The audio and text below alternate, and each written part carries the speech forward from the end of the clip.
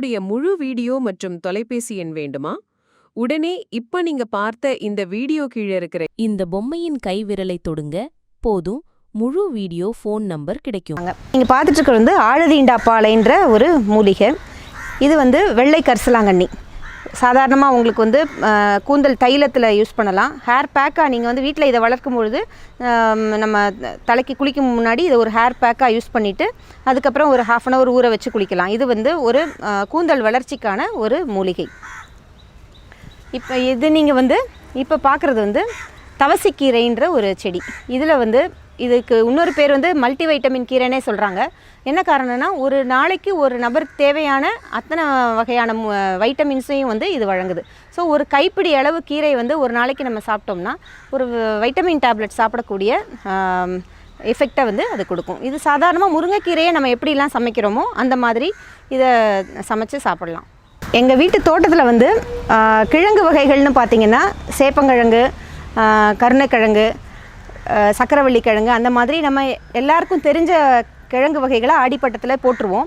அது தவிர இங்கே வந்து அழிந்துட்டு வரக்கூடிய ரகங்களான காய்வள்ளி கிழங்கு, வெற்றிலை வள்ளி கிழங்குங்கிறது வந்து எங்கள் வீட்டில் வளர்த்துருக்கோம். இது பார்த்திங்கன்னா கரெக்டாக வந்து வருஷத்தில் 2 தடவை ஈல்டு கொடுக்குது.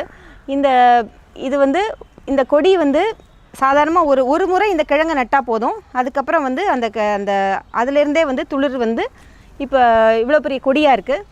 இன்னும் ஒரு 3 மந்த்ஸில் வந்து கொடியிலேயே வந்து, அதாவது ஜென்ரலாக கிழங்குன்னா நம்ம என்ன நினைப்போம், பூமிக்கு கீழே காய்க்கிறது தான் சொல்லுவோம்.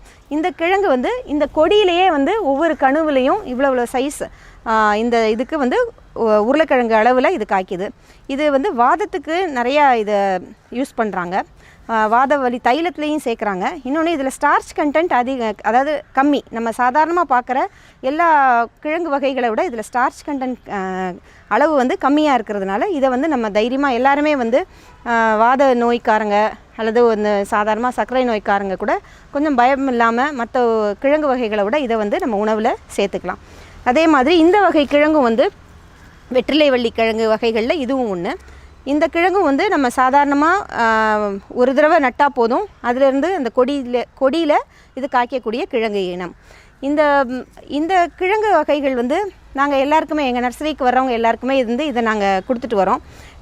அழிஞ்சிட்டு வர ரகமாக இருக்கிறதுனால இது வந்து பல பேர்கிட்ட போய் சேர்ந்ததுன்னா இந்த கிழங்கு வந்து நம்ம அழியாமல் காப்பாற்றலாங்கிறதுக்காக இதை பர்டிகுலராக இந்த மாதிரி கிழங்கு ரகங்களை வந்து நாங்கள் தேர்ந்தெடுத்து இதை வந்து மல்டிப்ளை பண்ணுறதுக்கு கொடுத்துட்டு வரோம். எங்கள் மூலிகை நர்சரியில் வந்து வாசனை, அதாவது